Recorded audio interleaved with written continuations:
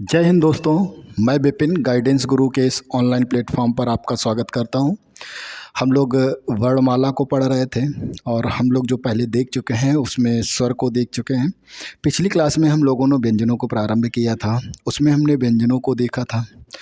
उसके बाद हमने व्यंजनों का वर्गीकरण देखा था और व्यंजनों में वर्गीकरण में सबसे पहले हमने सामान्य रचना बनावट के आधार पर व्यंजन का वर्गीकरण देख चुके थे। आज हम लोग वहीं से प्रारंभ करेंगे। आज हम लोग पढ़ेंगे प्रयत्न के आधार पर, घोष के आधार पर और प्राणवायु के आधार पर। और एक क्लास और होगी वर्णमाला की, उसके बाद हम लोग ब्रह्म वर्णमाला को पूर्ण रूप से फिनिश कर रहे होंगे और अगले टॉपिक की ओर बढ़ेंगे।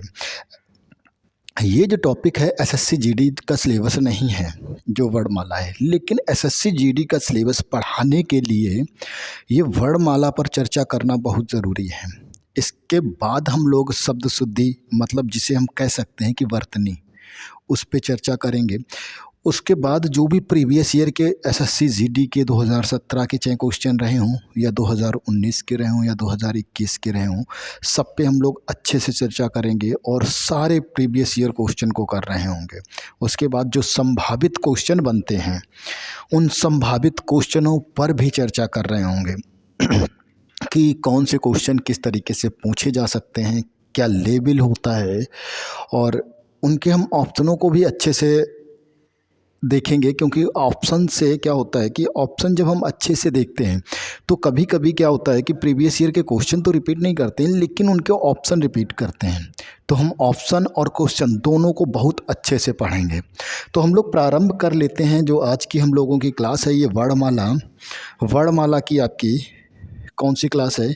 ये वर्णमाला की 5वीं क्लास है। वर्णमाला की ये 5वीं क्लास है और आज हम लोग वर्णमाला की 5वीं क्लास को देख रहे हैं। ये विजयी भव सीरीज़ नाम से क्लास स्टार्ट की गई है और ये हालांकि हिंदी जहाँ भी आती है सबके लिए बहुत ही महत्वपूर्ण सब्जेक्ट है ये। वहाँ हर जैसे कि हिंदी अगर आ रही है तो मैं जो टॉपिक करवा रहा हूँ वर्णमाला, अगर आप कोई भी एग्ज़ाम देने जा रहे हो, चाहे वो यूपीटीटी हो, एसएससी जीडी हो, उसके बाद पुलिस हो, सीटेट हो, आरओ हो, एआरओ हो, लेखपाल हो, यूपी पैट हो, अगर वर्णमाला का क्वेश्चन कहीं से आ रहा है तो आपका क्वेश्चन बाहर नहीं जाएगा, ये मेरी गारंटी है। अच्छा, दूसरी चीज़ ये है कि एसएससी जीडी में जो क्वेश्चन नंबर की बात करते हैं, नंबर की, तो नंबर की बात करें क्वेश्चन नंबर की, तो कितने क्वेश्चन हैं? 20 क्वेश्चन हैं। 20 क्वेश्चन हैं ये। और इन 20 क्वेश्चनों में आपके नंबर की बात करते हैं तो एक क्वेश्चन 2 नंबर का है। कितने नंबर का है? 2 नंबर का। तो मतलब 40 क्वेश्चन। अगर आप मेरे साथ ईमानदारी से जुड़े रहे तो ये 40 के 40 क्वेश्चन आपके होंगे। और ये 40 क्वेश्चन अगर आप गलती से भी 1-2 क्वेश्चन गलत करते हो, एक क्वेश्चन का मतलब हो गया आप 2 नंबर गवा दिए, और 2 नंबर में आप लगभग 2 लाख बच्चों से पीछे हो जाएंगे। तो अपनी तैयारी को मजबूत करें और बेहतर प्रयास करते रहें। चलो तो हम लोग प्रारंभ कर लेते हैं आज वर्णमाला की 5वीं क्लास को। और पिछली क्लास में जब हम लोग पढ़ चुके थे रचना या सामान्य रचना बनावट के आधार पर, आज हम लोग देखेंगे प्रयत्न के आधार पर व्यंजन का वर्गीकरण। किसके आधार पर? प्रयत्न के आधार पर।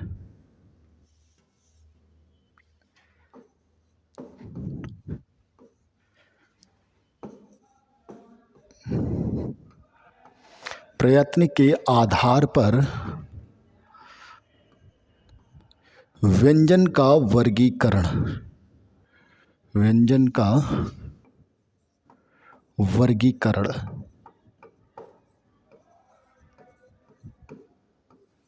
किसके आधार पर हम लोग देख रहे हैं? प्रयत्न के आधार पर।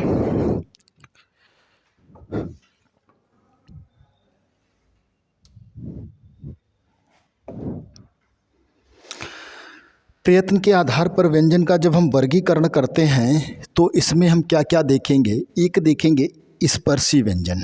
किसको देखेंगे? स्पर्शी व्यंजन। तो पहले हम देख लेते हैं स्पर्शी व्यंजन को।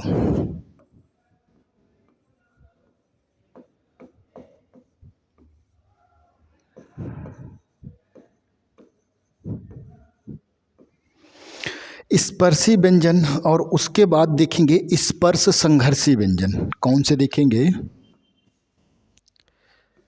स्पर्श संघर्षी व्यंजन।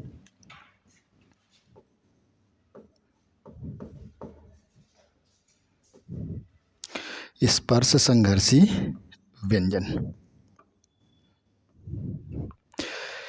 उसके बाद हम लोग देखेंगे तो वो क्या होगा? संघर्षी व्यंजन। क्या होगा? संघर्षी व्यंजन।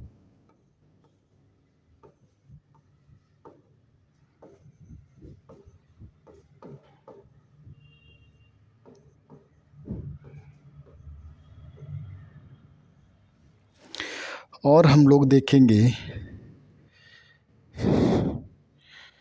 नासिक या पंचमाक्षर। नासिक के या हम कहें क्या? पंचमाक्षर।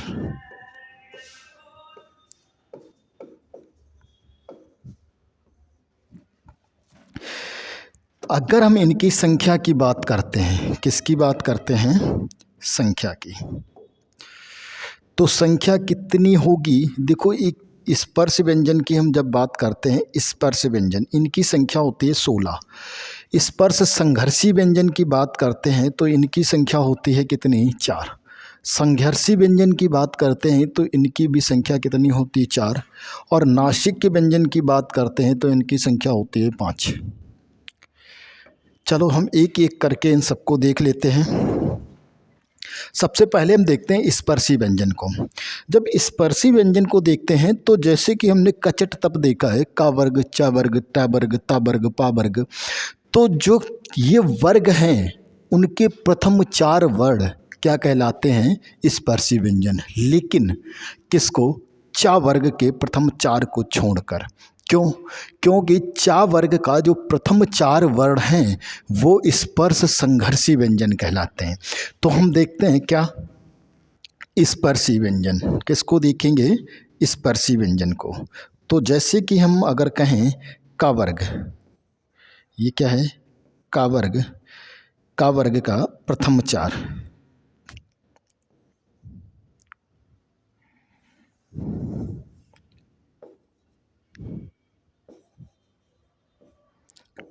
का वर्ग चा वर्ग का होता नहीं है। क्यों? चा वर्ग इसमें आता है। फिर उसके बाद टा वर्ग, टा वर्ग, फिर उसके बाद ता वर्ग। कौन सा वर्ग? ता वर्ग। और उसके बाद पा वर्ग। कौन सा? पा वर्ग। अब अगर हम देखें तो यहाँ पे प्रथम 4 की बात करेंगे। किसकी बात करेंगे? प्रथम 4 वर्ण की। कौन से होंगे? प्रथम 4 वर्ण। प्रथम 4 वर्ण। कौन से? प्रथम 4 वर्ण। तो ये किसके होंगे? ये जो वर्ग होंगे, इन वर्ग के प्रथम 4 वर्ण की बात कर रहे हैं हम। किसकी? जो 4 वर्ण की बात कर रहे हैं। का वर्ग के प्रथम 4 जैसे का, खा, गा, घा। उसके बाद टा वर्ग के प्रथम 4 टाठा, डाढ़ा। ता वर्ग ताथा, पाफा। और पा वर्ग की पाफा, बाभा। तो ये 4 वर्ग जो हैं इनके प्रथम 4 वर्ग क्या वर्ण क्या कहलाते हैं? स्पर्श व्यंजन कहलाते हैं, स्पर्शी व्यंजन कहलाते हैं। उसके बाद जब हम देखते हैं संघर्ष स्पर्शी व्यंजन की तो इनकी संख्या कितनी है? 4 है। और ये कौन सा है? चा वर्ग। चा वर्ग का चा, छ, ज और झ। इनको हम क्या कहते हैं? स्पर्श संघर्षी व्यंजन। उसके बाद हम देखते हैं जब संघर्षी व्यंजन की बात करते हैं तो संघर्षी व्यंजन कौन कौन से होते हैं? तो संघर्षी व्यंजन जैसे कि श, शाह, कौन कौन से होंगे? तालव्य शाह होगा। ये कौन सा होता है? तालव्य शाह।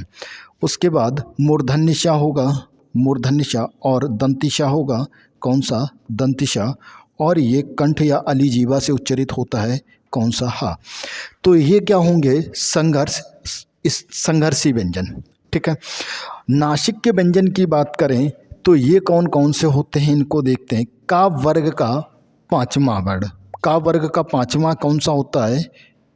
या उसके बाद चा वर्ग, चा वर्ग का अंतिम वर्ण कौन सा होता है? चा वर्ग का अंतिम वर्ण। उसके बाद टा वर्ग का अंतिम वर्ण, और उसके बाद आपका ता वर्ग का अंतिम वर्ण और पा वर्ग का अंतिम वर्ण। इन्हीं को हम क्या कहते हैं? पंचमाक्षर भी कहते हैं या नासिक की ध्वनियाँ भी कहते हैं। इनका उच्चारण करने में जो वायु है वो नाक से भी निकलती है। चलिए अगर हम इनके उच्चारण स्थान की बात करें, किसकी? उच्चारण स्थान की, तो ये कंठ से उच्चरित होता है। कहाँ से उच्चरित होता है? कंठ से। ये कहाँ से उच्चरित होता है? तालु से। और ये कहाँ से उच्चरित होता है? ये उच्चरित होता है मूर्धा या मूर्धन्य से। ये उच्चरित होता है दंत से, और ये उच्चरित होता है ओष्ठ से। ठीक है, यहाँ तक समझ में आ गया होगा? बोलो, यहाँ तक समझ में आ गया? तो हम लोगों ने क्या देखा? हम लोगों ने देखा कि जो क्या रहता है, हाँ जी, चलो, हम लोगों ने देखा कि जो प्रयत्न के आधार पर व्यंजनों का वर्गीकरण किया गया है तो वो स्पर्श संघर्षी स्पर्शी व्यंजन। तो स्पर्शी व्यंजन में क्या होता है कि जो का वर्ग, चा वर्ग, टा वर्ग, ता वर्ग, पा वर्ग, तो उसके प्रथम, लेकिन चा वर्ग के प्रथम चार को छोड़कर, ठीक है, प्रथम चार रहते हैं लेकिन चा वर्ग को छोड़कर। उसके बाद चा वर्ग कहाँ आ जाता है? तो चा वर्ग आ जाता है स्पर्श संघर्षी में। इसकी अगर संख्या की बात करते हैं तो इसकी संख्या कितनी होती है? 16 है। इसकी संख्या की बात करते हैं तो इसकी संख्या कितनी है? 4। और अगर हम इसकी संख्या की बात करते हैं, इसकी भी संख्या कितनी है? 4। और इस संख्या की बात करते हैं तो इसकी संख्या कितनी है? 5। उम्मीद है यहाँ तक समझ में आ गया हो गया। इसका स्क्रीनशॉट ले लें और हम लोग फिर बढ़ते हैं आगे। स्क्रीनशॉट ले लिया होगा। अब हम लोग देखेंगे इसी आधार पर जो प्रकंपित या लुंठित व्यंजन कौन से होते हैं। कौन से? प्रकंपित या लुंठित व्यंजन की बात करें तो हम लोग देख लेते हैं। पहले हम बात कर लेते हैं प्रकंपित या लुंठित व्यंजन की। किसकी बात करेंगे? प्रकंपित या लुंठित। किसकी बात करेंगे? प्रकंपित या फिर लुंठित।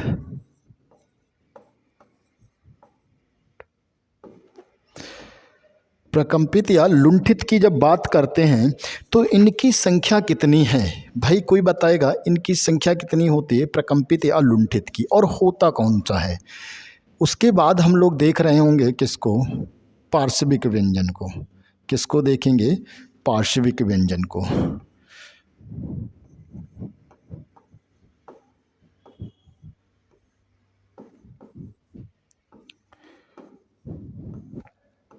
एक हमने देख लिया प्रकंपित या लुंठित व्यंजन, और दूसरा हमने देख लिया पार्श्विक व्यंजन। अच्छा, संयुक्त व्यंजन भी होता है क्या? संयुक्त व्यंजन क्या होता है? संयुक्त व्यंजन जो कि हालांकि हम देख चुके हैं। कहाँ पे? अभी संयुक्त व्यंजन को हम लोग देख चुके हैं। कहाँ पे देखा था? जो वर्णमाला में 4 होते हैं, लेकिन ये वर्णमाला की नहीं है, संयुक्त व्यंजन। अभी हम इन पर चर्चा करेंगे। और उसके बाद द्वितीय व्यंजन। कौन से? द्वितीय व्यंजन। किसकी? द्वितीय व्यंजन की।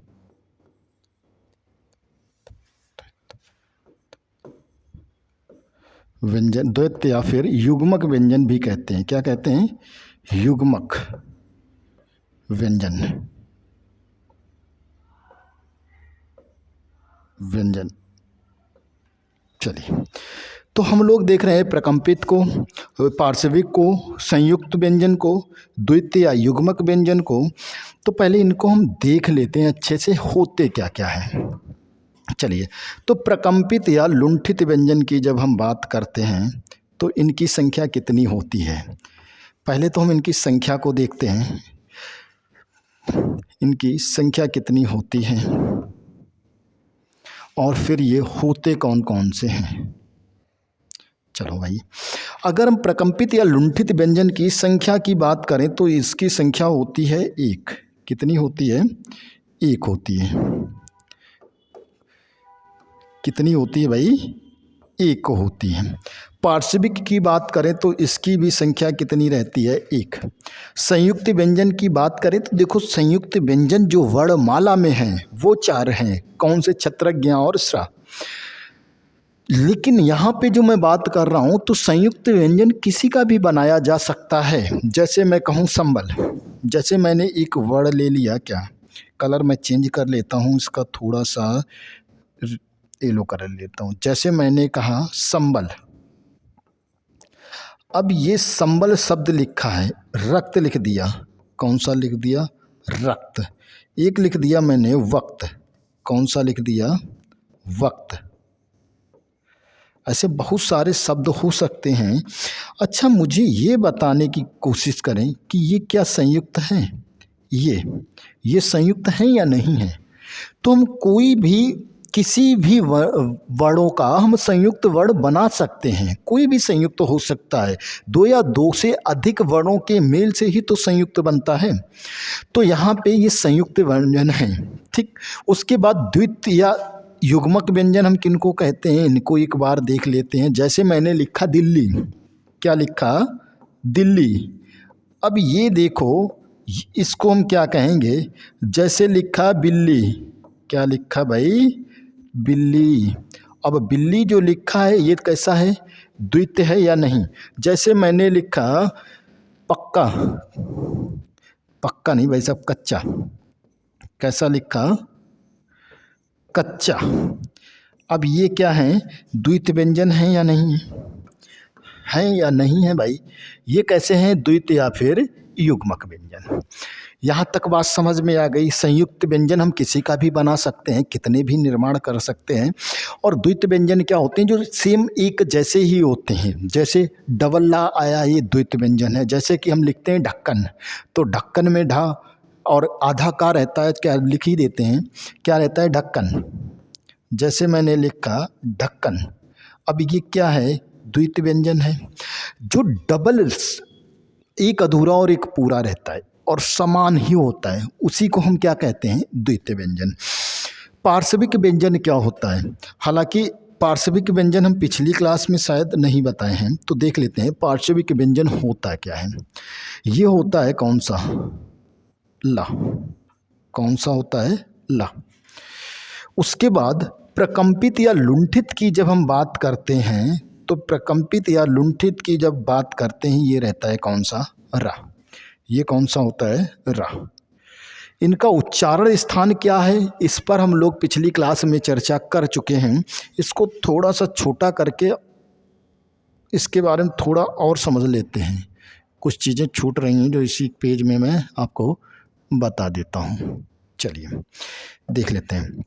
अब ये तो हो गए प्रकंपित लुंठित, प्रकंपित या लुंठित, पार्श्विक, संयुक्त, द्वित व्यंजन। अब 2 प्रकार के और व्यंजन, जिन्हें हम एक कहते हैं द्विगुण, द्विगुण या फिर उच्छिप्त या ताड़न जात। तो देख लेते हैं द्विगुण किसको कहते हैं।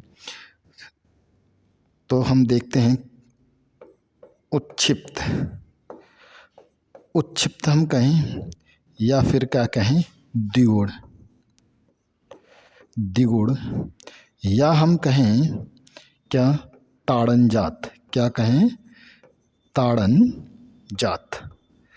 बात एक ही है और हम वर्णों की बात कर रहे हैं। किसकी?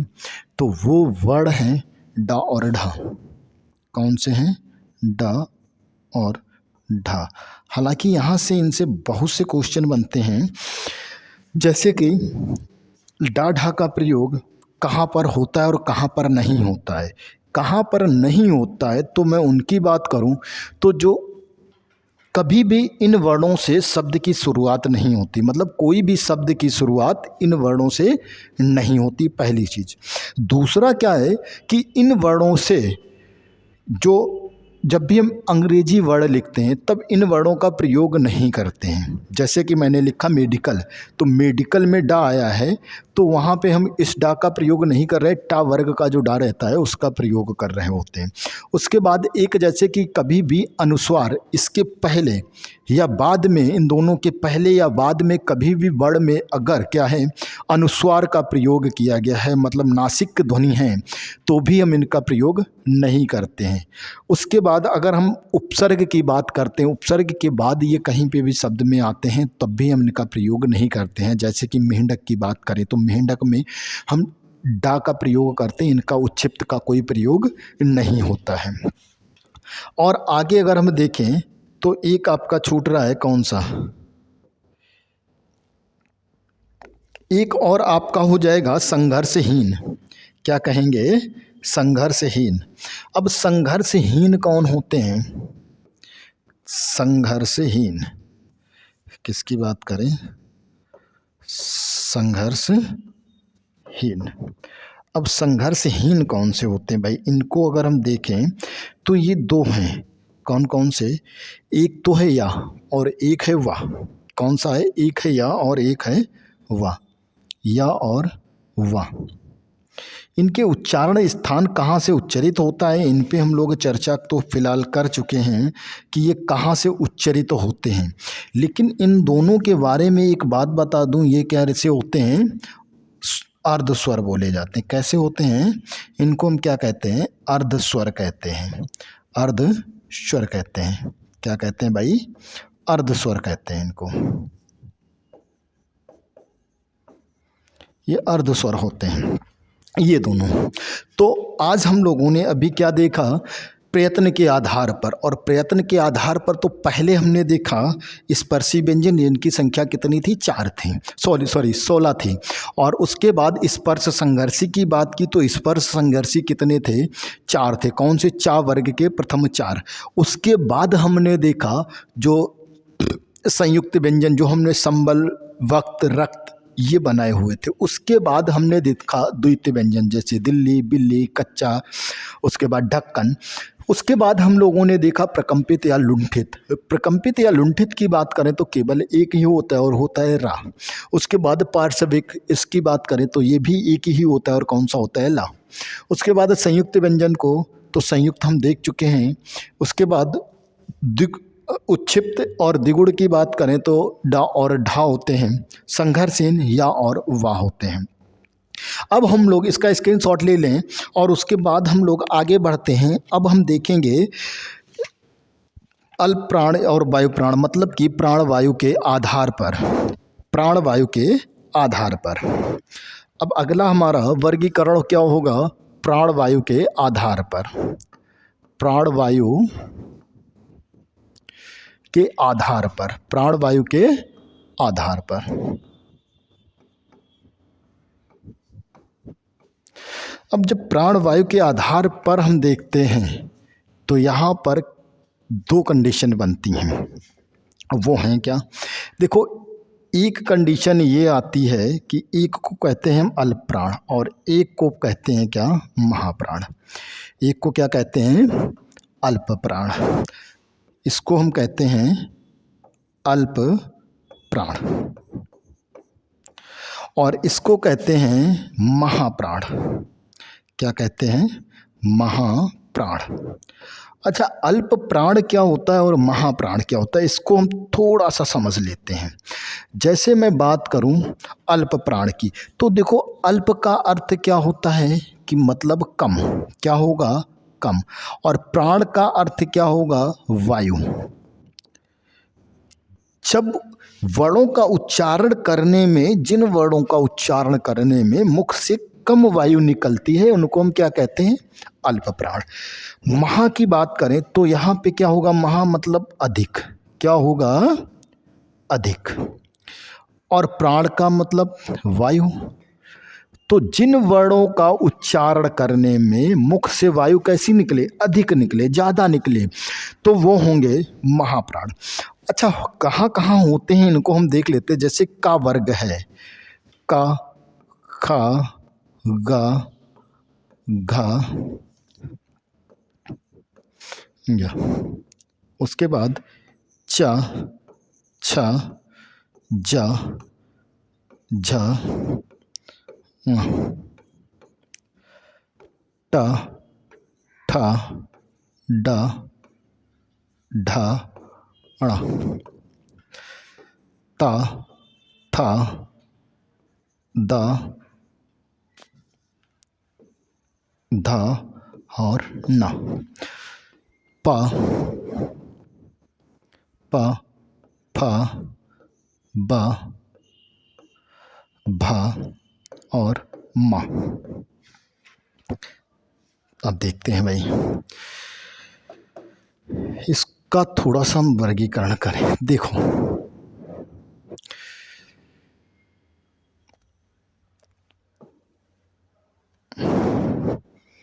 इसको हम बिल्कुल हाथ जैसा बना देते हैं। मान के चलो ये आपका क्या है, हाथ, ठीक है ना।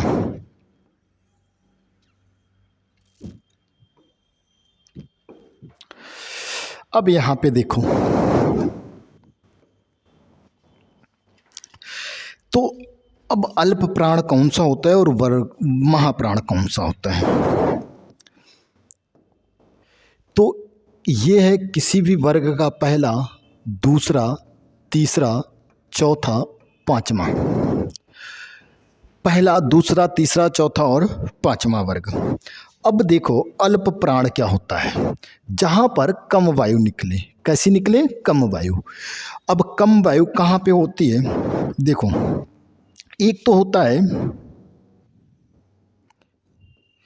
किसी भी वर्ग का अल्प प्राण, किसी भी वर्ग का पहला और दूसरा वर्ण। कौन सा होगा, पहला और दूसरा।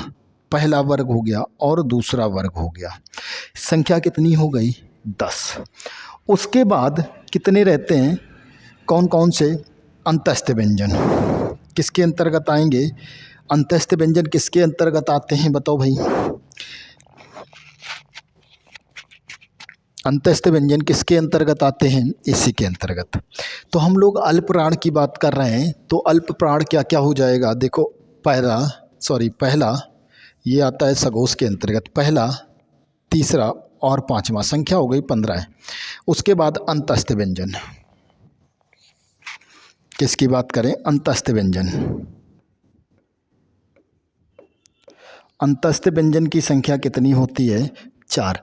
और कौन कौन से होते हैं उनको हम देख लेते हैं, जैसे कि या, रा, ला और वा। संख्या कितनी है, 4। तो यहाँ पे देखो कितने हो गए, 19। अब क्या आ जाते हैं, 11 हमारे आ जाते हैं स्वर। कौन से, 11 स्वर। ऐसे लिखो, सभी स्वर, सभी स्वर। तो अब अगर हम बात करें तो अब देखो यहाँ पे संख्या कितनी हो जाएगी, टोटल संख्या हो जाएगी कितनी, संख्या की जब हम बात करते हैं तो संख्या कितनी हो रही है, 15, 4, 19 और 11, 30। संख्या कितनी हो गई, 30। तो अल्प प्राण कितने होते हैं, 30। अब अगर महाप्राण की जब हम बात करते हैं तो अधिक वायु की बात होती है। तो यहाँ पर देखो क्या होता है महाप्राण में, तो किसी भी वर्ग का पहला, तीसरा और पांचवा तो अल्प प्राण है, बचा क्या, दूसरा और चौथा। दूसरा और चौथा बच रहा है। अच्छा, दूसरा और चौथा बच रहा है, तो इसमें और क्या कंडीशन बनेगी, तो दूसरा, चौथा, उसके बाद जो ऊष्म होते हैं, ऊष्म व्यंजन, ऊष्म कौन कौन से होते हैं, जो 4 व्यंजन रहते हैं, कौन कौन से, शा, शा, शाहा, तालव्य शा, मूर्धन्य शा, दंती शा और हा। ठीक है। अब इनकी संख्या की बात करें तो संख्या कितनी हो जाएगी, संख्या हो जाएगी 14। कितनी हो जाएगी, 14। बताओ भाई, यहाँ तक बात समझ में आई कि नहीं आई, यहाँ तक बात अच्छे से समझ में आई, बोलो, यहाँ तक बात समझ में आई या नहीं आई।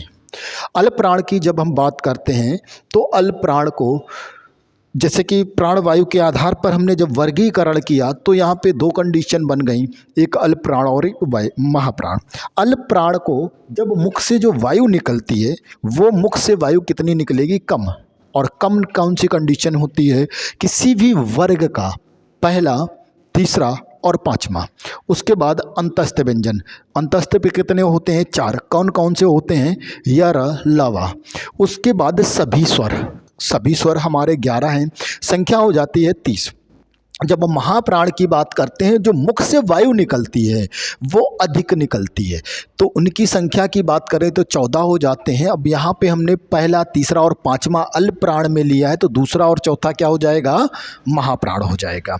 दूसरा चौथा महाप्राण हो गया। उसके बाद जो शाशा शाहा हैं, शाशा शाहा, इसकी बात करते हैं। इनको हम अगर कहें तो इनको कहते क्या हैं? इनको हम क्या कहते हैं? तो इनको ऊष्म या ऊष्मज व्यंजन कहते हैं। संख्या हो जाती है 4। उम्मीद है यहाँ तक समझ में आ गया होगा। उसके बाद हम लोग देख लेते हैं किसका? घोष के आधार पर व्यंजन का वर्गीकरण। इसका स्क्रीनशॉट ले लो, फिर हम लोग देख लेते हैं घोष के आधार पर व्यंजन का वर्गीकरण। चलो भाई देख लेते हैं क्या है। तारत्व, तारत्व या फिर हम कहें गूंज। किसकी बात करें? गूंज की।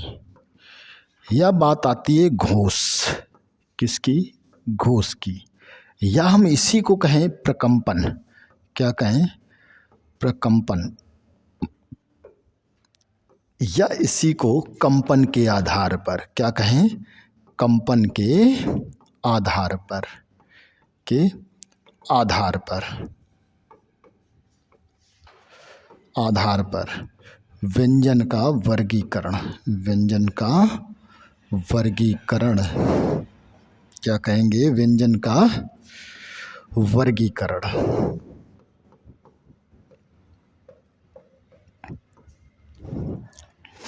बोलो। तो हम किसको पढ़ रहे हैं अभी? किसको पढ़ रहे हैं? किसको देख रहे हैं भाई? बताओ किसकी बात? तारत्व या गूंज या घोष या प्रकंपन, कंपन के आधार पर व्यंजन का वर्गीकरण। इसमें भी हम लोग वही कंडीशन करते हैं। इसका थोड़ा सा ऊपर करते हैं और यहाँ पे एक हम लोग हाथ बनाते हैं। पहले हम इसको एक लिख लेते हैं, जैसे कि का,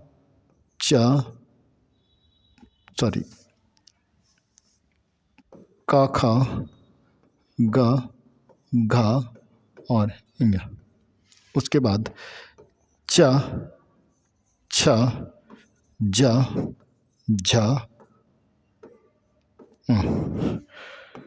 ट, ठ, ड, ढ और अ। त, थ, द, ध, न। प, फ, व, भ और म।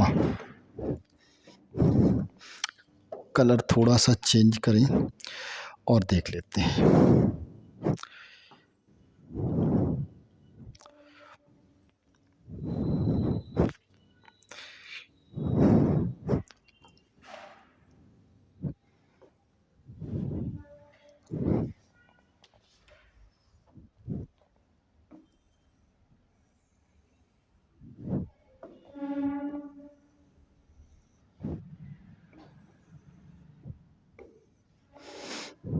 अच्छा, अब देख लेते हैं।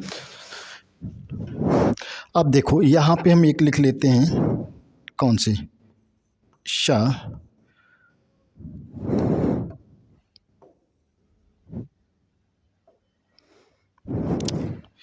एक सेकेंड, पहले हम इधर देख लेते हैं। इसका जो क्या बनता है, इसको थोड़ा सा नीचे करें। अब देखो, हम इसको जब देखते हैं तो गूंज या तारत या घोष के आधार पर हम देखते हैं तो दो प्रकार से वर्गीकरण किया गया, एक अघोष और एक सघोष। अघोष का अर्थ क्या होता है और सघोष का अर्थ क्या होता है? जब जहाँ पर गूंज या जिसमें गूंज रहती है या प्रकंपनता रहती है, तो उसको हम, जहाँ पे दोनों होती है तो हम उसको कहते हैं घोष। वहाँ पे घोष में क्या होता है, गूंज भी, उन वर्णों का उच्चारण करने में गूंज भी होती है और क्या होता है, प्रकंपन्नता भी होती है। लेकिन जहाँ अघोष होता है वहाँ केवल और केवल प्रकंपन्नता होती है, गूंज नहीं होती है। तो हम देख लेते हैं यहाँ पर दो प्रकार से वर्गीकरण किया गया है। कितने प्रकार से? दो प्रकार से। एक हो जाता है अघोष, क्या हो जाता है, अघोष, और दूसरा हो जाता है सघोष। सघोष को हम क्या कह देते हैं, घोष भी कह देते हैं। घोष कहें या सघोष कहें, बात एक ही है, ठीक है ना। चलो, अघोष या सघोष। अब यहाँ पर देखो इसमें क्या होता है, इसमें क्या रहता है, इसमें केवल और केवल क्या होती है, गूंज होती है या प्रकंपनता होती है। केवल और केवल, इसमें केवल गूंज रहती है। क्या होता है, इसमें केवल गूंज होती है। किसमें? अघोष में केवल गूंज होती है, इसमें केवल और केवल गूंज होती है। अगर हम संख्या की बात करते हैं, लेकिन इसमें क्या होता है, इसमें देखो गूंज भी होती है। क्या होती है? गूंज होती है। क्या होती है? गूंज। उसके बाद इसमें प्रकंपन्नता भी होती है।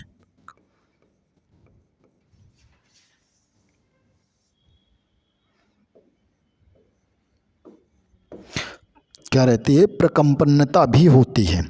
इसमें केवल गूंज होती है, इसमें प्रकंपन्नता और गूंज दोनों होती है।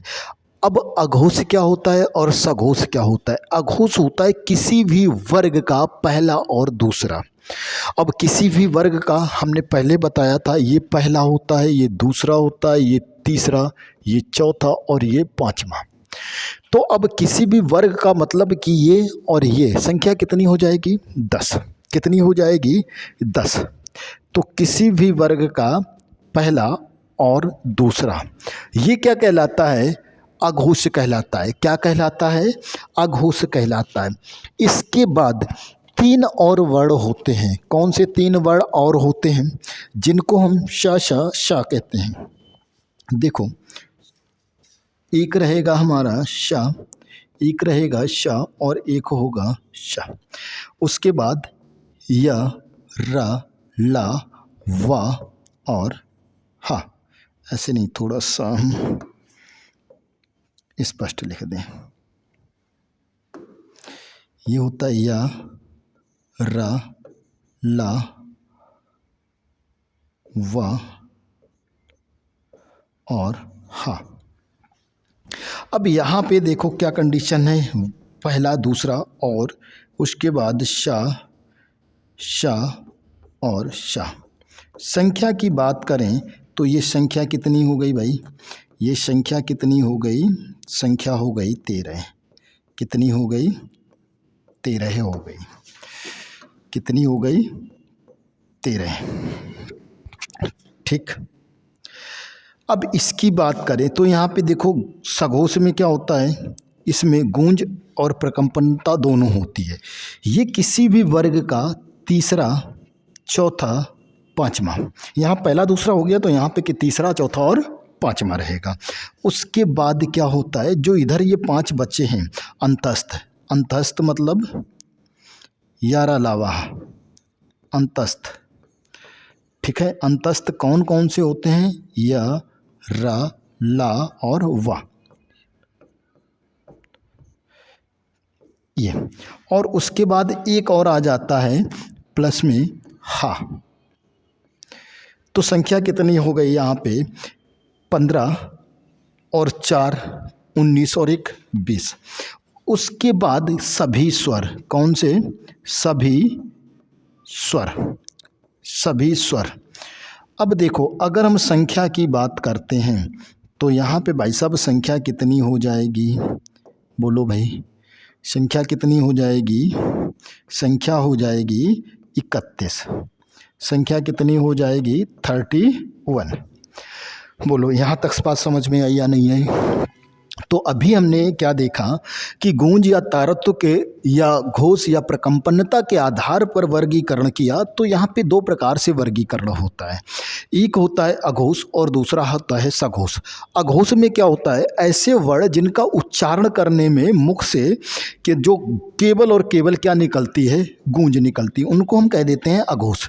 और ऐसे वर्ण जिनका उच्चारण करने में मुख से गूंज और प्रकंपनता दोनों होती है, उनको हम कहते हैं सघोष। अघोष में कौन कौन से आ जाते हैं, तो किसी भी वर्ग का पहला दूसरा, उसके बाद मूर्धन्यशा, तालव्यशा और दंतिशा, ठीक है, 3 सा आ जाते हैं, संख्या हो जाती है 13। जब महाप्राण की जब सघोष की बात करते हैं तो सघोष में क्या होता है कि किसी भी वर्ग का तीसरा, चौथा और पांचवा, कितना, तीसरा, चौथा और पांचवा वर्ग, उसके बाद अंतस्थ व्यंजन जिनकी संख्या है 4 यार अलावा, और जो ऊष्म व्यंजन है हा, उसको भी इसी के अंतर्गत रखा जाता है, सघोष के अंतर्गत। और सभी स्वर, संख्या हो जाती है टोटल 31। एक बार हम लोगों ने जो आज देखा, जो पढ़ा, उसको एक बार देख लेते हैं। आज ये वर्णमाला की आपकी 5वीं क्लास थी। उसके बाद हम लोगों ने देखा कि प्रयत्न के आधार पर व्यंजन का वर्गीकरण हमने किया। तो प्रयत्न के आधार पर व्यंजन का जब वर्गीकरण किया तो हमने देखा स्पर्शी व्यंजन जिनकी संख्या है 16, किसी भी वर्ग के चा वर्ग को छोड़कर बाकी किसी भी वर्ग के प्रथम 4 वर्ण। स्पर्श संघर्षी की बात करते हैं तो चा वर्ग के प्रथम 4 वर्ण क्या कहलाते हैं, स्पर्श संघर्षी। संघर्षी व्यंजन की बात करते हैं तो संघर्षी व्यंजन की 4 संख्या और शाहा होते हैं। नासिक के व्यंजन या पंचमाक्षर की बात करें तो पंचमाक्षर होता है कि किसी भी वर्ग का 5वां अक्षर, अंतिम वर्ण जो 5वां अक्षर रहता है, उसी को नासिक ध्वनियाँ भी कहते हैं या अनुनासिक ध्वनियाँ भी कहते हैं, और पंचमाक्षर भी। उच्चारण की बात करते हैं तो ये कंठ से उच्चरित होता है, ये तालु से, ये मूर्धा से, ये दंत से और ये ओष्ठ से। उसके बाद हम लोगों ने क्या देखा, उसके बाद जो हम लोगों ने देखा वो था प्रकंपित या लुंठित की बात की। तो प्रकंपित या लुंठित में संख्या एक ही होती है, कितनी होती है, एक ही होती है। प्रकंपित या लुंठित की जब हम बात करते हैं तो प्रकंपित या लुंठित में संख्या एक ही होती है और वो होता है रा। उसके बाद पार्श्विक की बात करते हैं तो पार्श्विक में संख्या कितनी होती है, और एक, वो होता है ला। उसके बाद हमने देखा संयुक्त व्यंजन। संयुक्त व्यंजन जो वर्णमाला में है उनकी संख्या है 4। संयुक्त व्यंजन हम किसी को भी यहाँ पे संयुक्त व्यंजन लिखने का अर्थ एक ही है कि संयुक्त व्यंजन हम किसी का भी बना सकते हैं और इसको भी हम क्या कह सकते हैं, संयुक्त व्यंजन। द्वितीय या युग्मक व्यंजन की बात करें तो जैसे कि हमने लिखा दिल्ली, अब ये क्या है, द्वितीय व्यंजन है, या हम कहें युग्मक व्यंजन। कच्चा, ढक्कन, बिल्ली, ये सब क्या है, द्वितीय या युग्मक व्यंजन। उसके बाद हमने उच्छिप्त या द्विगुण या ताड़न जात को देखा तो ये क्या है, डा और ढा। अगर इनके उच्चारण स्थान की बात करते तो ये मूर्धा से ही उच्चरित होते हैं दोनों। और या और वा, या उच्चरित कहाँ से होता है, या कहाँ से उच्चरित होता है, तालु से। और वा कहाँ से उच्चरित होता है, दंतोष्ठ से। अगर हम उच्चारण की बात करें तो ये कहाँ से उच्चरित होता है, दंत्योष्ठ से, दंत और ओष्ठ से उच्चरित होता है, ठीक है ना। यहाँ तक बात समझ में आई। इसी को हम अर्धस्वर भी कहते हैं। क्या कहते हैं, अर्धस्वर। उसके बाद हम लोगों ने देखा कि प्राणवायु के आधार पर, प्राणवायु के आधार पर हमने 2 प्रकार से वर्गीकरण किया, एक अल्प प्राण और दूसरा महाप्राण। अल्प प्राण में क्या होता है कि जहाँ से जब जिन वर्णों का उच्चारण करने में मुख से वायु कम निकले उसको हम अल्प प्राण कहते हैं, और जिन वर्णों का उच्चारण करने में मुख से वायु अधिक निकले उसको हम क्या कहते हैं, महाप्राण कहते हैं। अल्प प्राण जो किसी भी वर्ग का पहला, तीसरा और 5वां होता है। उसके बाद अंतस्थ व्यंजन होते हैं, अंतस्थ व्यंजन का मतलब यारा लावा, और उसके बाद होता है आपका सभी स्वर। संख्या की बात करते हैं तो संख्या हो जाती है 30।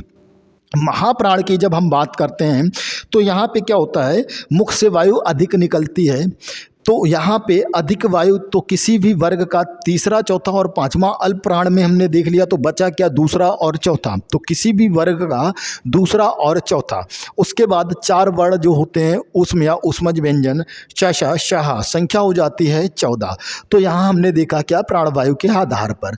अगला हमने देखा गूंज, तारत्व या घोष, प्रकंपन, कंपन के आधार पर व्यंजन का वर्गीकरण किया। तो यहाँ पर अघोष और सघोष को हमने देखा। अघोष में अगर हम बात करें तो यहाँ पे अघोष किसी भी वर्ग का दूसरा, पहला और दूसरा होता है, उसके बाद सभी स्वर, दूसरा और पहला और दूसरा होता है और शा होता है। यहाँ पे संख्या हो जाती है 13। और जब सघोष की बात करते हैं तो सघोष में हमने क्या क्या देखा, तो किसी भी वर्ग का तीसरा, चौथा और पांचवा, तीसरा, चौथा और पांचवा, उसके बाद या रा लावा हा, या रा लावा और हा, यहाँ पे ये 5 हो जाते हैं। संख्या और सभी स्वर, संख्या की बात करें तो संख्या हो जाती है 31। यहाँ तक हम लोगों ने अच्छे से देख लिया। अगली क्लास में वर्णमाला आपका फिनिश हो जाएगा। और अगर आप लोगों ने हमारी पिछली क्लासें नहीं देखी हैं तो यूट्यूब, हमारे गाइडेंस गुरु यूट्यूब चैनल पर जाकर आप हमारी पिछली 4 क्लासें देख सकते हैं। ये 5वीं क्लास है, उन 4 क्लासों को अच्छे से देख सकते हैं, समझ सकते हैं।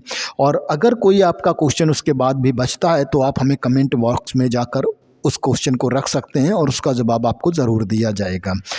और आप अच्छे से पढ़ते रहिए, अच्छे से तैयारी करते रहिए। वैकेंसी लगातार आ रही हैं, जैसे कि एसएससी जीडी की 24,000 वैकेंसी आई है और उस पे भी बढ़ने के अभी चांसेस हैं, वो बढ़ भी सकती। पुलिस की वैकेंसी भी आने वाली है। उसके बाद एक वैकेंसी जो टीचर की वैकेंसी है, उसका आयोग का लगभग गठन हो चुका है, बस घोषणा होने की बाकी है। प्रस्ताव लगभग हो चुका है, वो जल्द ही होगा, क्योंकि जो आयोग है अब पहले हम लोग प्राइमरी की वैकेंसी अलग होती थी, जूनियर की अलग होती थी और टीजीटी पीजीटी की अलग होती थी। अब क्या होगा कि अब एक ही आयोग इन सारी वैकेंसियों को करवाएगा और जैसे ही आयोग का गठन होता है वैसे ही हमें बहुत सारी वैकेंसी को देखने को मिलेगा। और हिंदी में उसके टीचर की वैकेंसी की बात करें तो प्राइमरी हो या जूनियर हो, इसमें हमें, अगर आप हिंदी से हैं तब तो टीजीटी पीजीटी को आपको देखने को मिलेगा, नहीं तो प्राइमरी में आपका 20 क्वेश्चन लगभग हिंदी का रहता है ग्रामर से, तो उसके लिए भी आपका बहुत फ़ायदेमंद टॉपिक है।